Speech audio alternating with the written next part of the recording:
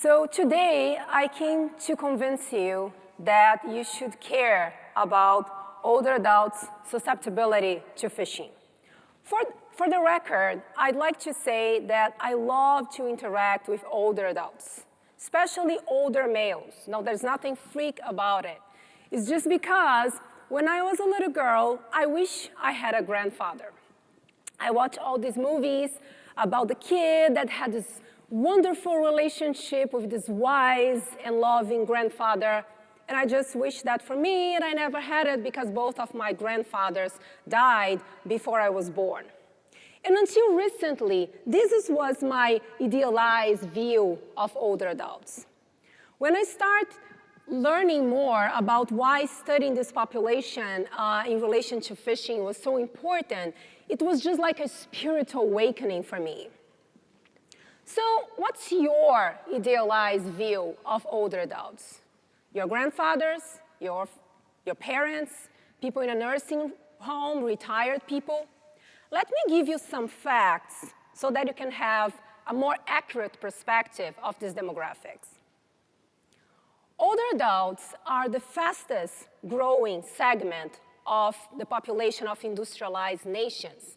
As this animated graph shows, you see here the bar from 65 and older increasing since the past as we progress more to the present, the 2000s, 2005, 2010, more like in the present, and now projections for the future until 2030, when they are expected to be 20% of the US population.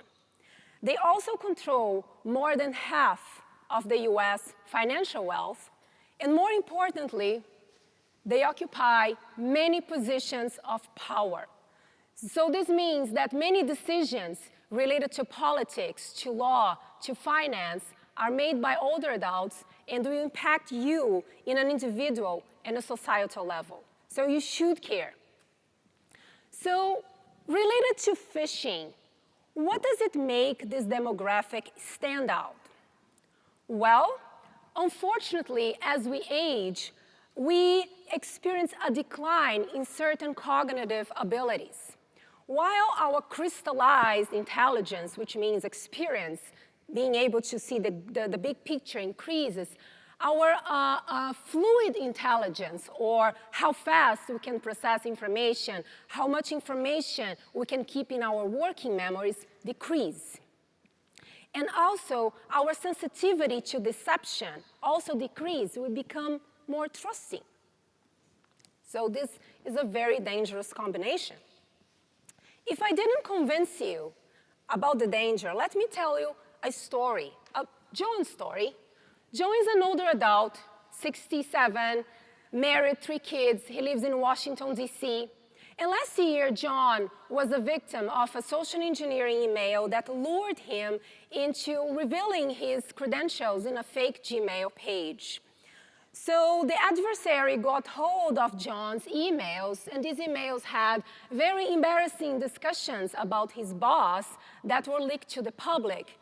And many people believe that this attack might have had an influence in the results of the US presidential election.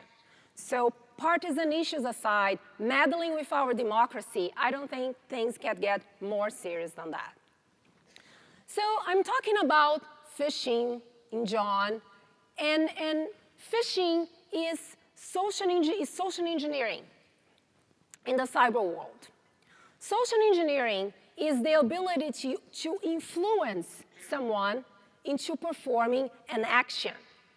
And it's as old as time, and we are social engineered more often than we think. For those that have kids here, we know that we are social engineered by them almost every day. The problem is, when we are social engineered, we are influenced by the use of deceptive arguments and the action that we perform will go against our best interests and benefit the social engineer. So, have you noticed that I use the word influence? So influence is key in social engineering. And it turns out that influencing people is a piece of cake. Let me explain with an example that involves turkey mothers. Turkey mothers are very good mothers, but there is something very odd about their mothering behavior. It's triggered solely by the cheep, cheep sound that turkey chicks make. If the chick makes the cheep, cheep sound, the mother will nurture it. If it doesn't, the mother might even kill it. So researchers were studying this odd behavior to the extreme. It's so odd that even other factors like appearance, smell, play a very minor role. So in their experiment, they presented the turkey mother with a stuffed version of this cute animal. Do you know which animal is this? The polecat. What's the relationship of the polecat and the turkey? Is the predator.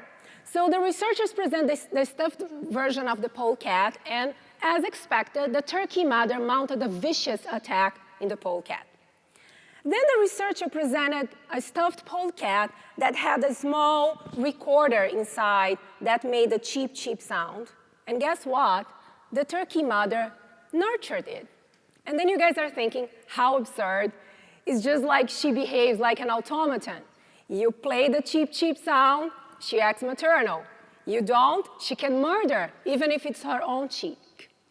Well, it turns out that these fixed pattern behaviors, or heuristics, are very common in many species, including our species. And heuristics, they are very good in the majority of cases because they allow us to make good, fast decisions without using too much brain power. The problem is when an adversary tries to tweak these heuristics to his benefit, or in effect, playing the cheep, cheep sound on us.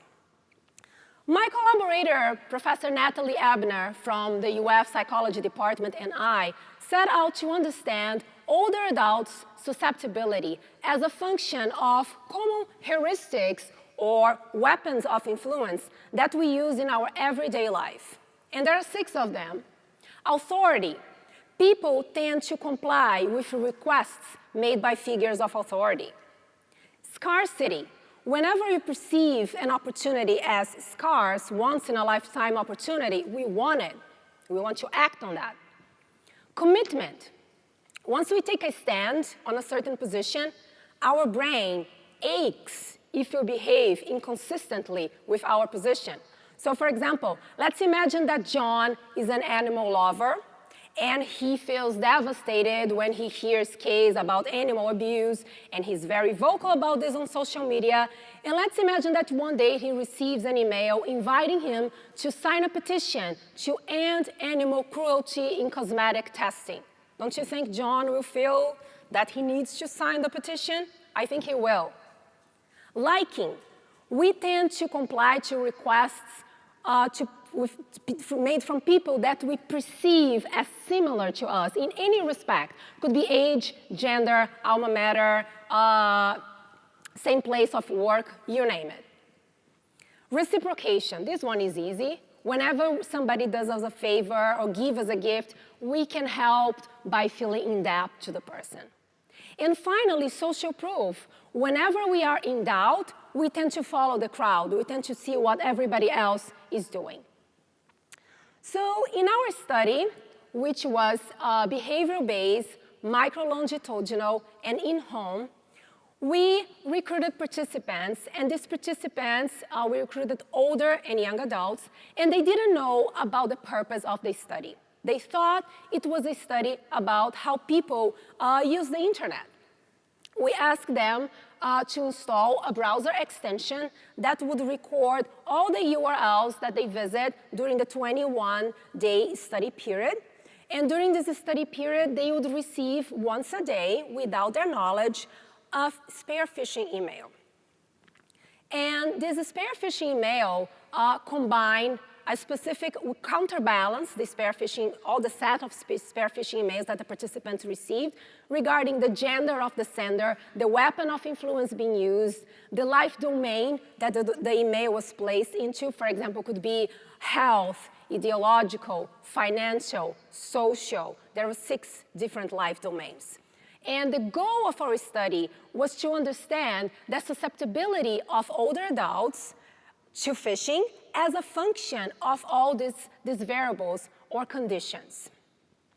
We recruited 158 participants for this behavioral-based study from the North Central Florida region. 99 young, 59 older, roughly divided between male and female, and from different demographics. So this is an example of one email that a participant from Alachua County in Florida would have received. Dear John Smith, our resource have indicated that you have a parking violation from December 17, 2015 at Southwest 89th Avenue in Gainesville, Florida at 3:34 p.m. Please go to our website to obtain more information about the violation or to pay and refute your ticket. Link, Susan Smith, Alachua County Traffic Correspondence. So this email combines the authority weapon, a traffic correspondence, with the legal life domain, the idea of possibly breaking the law. All the emails were targeted. We address the participant by their names. Each email contained events and information that were related to the county that the participant lived. And every mail had a unique link that directs the participant to a harmless, static web page that our research assistants have developed. So we purchased several domains related to Florida, to the region of North Central Florida, and we designed one web page for each one of the emails in our study. We had 22 fake senders from male and female, from AOL, Gmail, Hotmail, Outlook. And to make sure that these fake accounts were not blocked by the providers, we had 10 research assistants creating content for these accounts 6 months before the study and the pilot, during the pilot, and during the main study. And our main central variable, susceptibility to phishing, was operationalized when a participant clicked on the link in the email. This means that he would have fallen for the attack. He would have seen, maybe malware would have been installed in his machine, or maybe he would see a web page that tried to lure him into sending his credentials. We also enrolled ourselves in our study, as you can see myself over there, and tried to create content as well. And at the end of the study, after debrief, we paid participants to collect all the emails from their spam folder. We wanted to make sure that our emails didn't end up there. Well, what did you find? We find a high overall susceptibility. Approximately 43% of the participants fell at least once, and 12% of the participants fell more than once. There was no correlation between the first click on the link and the day of the study. We found people clicking towards the beginning of the study, towards the middle, towards the end. And yes, older adults were more susceptible to phishing than young adults, but we were very surprised to find a huge effect for older women. They were the most susceptible group for phishing. Regarding the weapons of influence and susceptibility, in red, we show the results that we found in statistical significance. For older adults, they were highly susceptible to reciprocation, to the reciprocation weapon, and young adults to scarcity, and both of them to authority. Regarding life domains, the legal life domain, again, was the one that we found the statistical significance, meaning that these results could not have happened by chance. The legal email had a high susceptibility for both age groups. We didn't see any difference between the age groups. At the end of the study, we measured self-reported susceptibility. We gave the participants an extra set of 21 emails and asked them to rate these emails in a scale from 1 to 5 about how interesting the email was, how likely they were to click in the email, how convincing the argument was. And what we found was a discrepancy between behavioral susceptibility and self-reported susceptibility. People in general, young and older, they were not aware of their susceptibility to phishing, and this low awareness was particularly pronounced in older adults, something that we found very concerning. Okay, take home. What do we need to take home? Our community, our usable security community, have been making tremendous progress in usable mechanisms for warnings, for anti-phishing training, for SSL issues, but I think we can do better.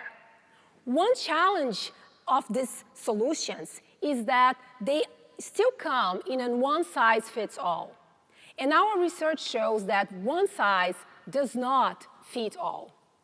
I think we advocate target security warnings and interventions, where we focus on the vulnerabilities of the demographics. We believe that this will increase the effectiveness of the training, of the warnings, because we will need to warn less. We would require less from people because we will focus on what they are vulnerable.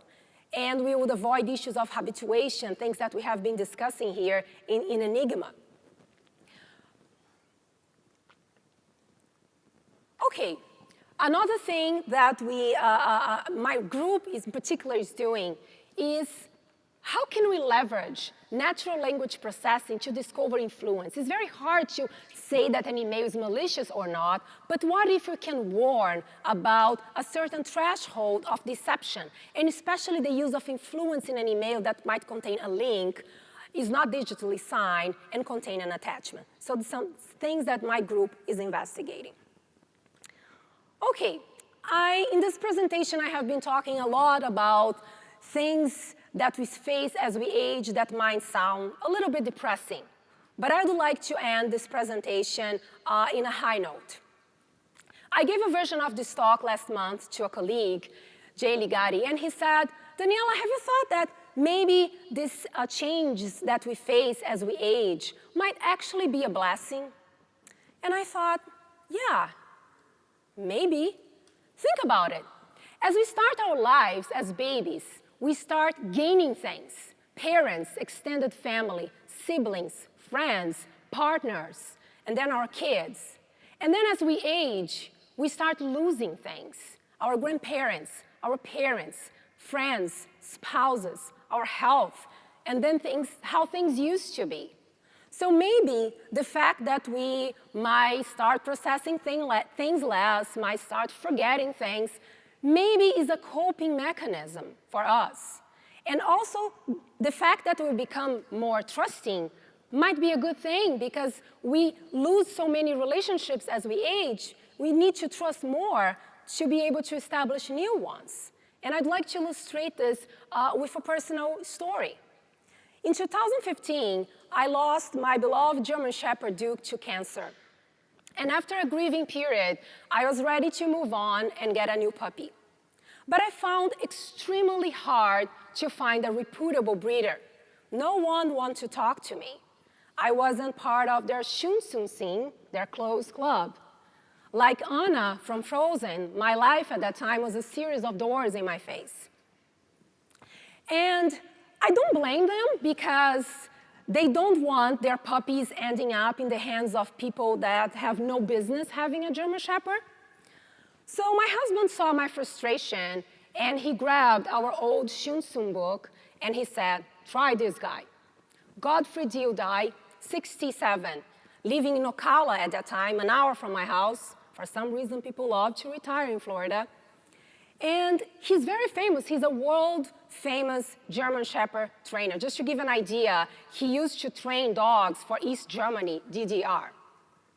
I emailed him, and I thought, this guy's never going to reply me. But he did, very fast. And he connected me with a reputable breeder that happened to have a puppy. And he said, do you want me to go with you? The breeder was in Cocoa, 2 hours from my house. I can check the dog for you, and it would be nice to see Amy again. And I thought, we never seen each other face to face. Would you guys go on a 2-hour car ride with someone you never seen before? Like, I could kill him, right? I could kidnap him. And he was so trusting that I sent him an email with a link to my webpage, like, see, I'm an honest professor from the University of Florida. And now I think I could have fished him, right? So, well, we did. He went with me. I got the puppy. I started trained with him. And this man's experience amazes me. He's able, this is my dog, by the way, Wagner, and this is Gottfried. He can read my dog's expressions. He can understand his breath, something that a younger trainer could never teach me. And we became close friends, possibly surrogate father and daughter. And all this happened because he trusted. Thank you.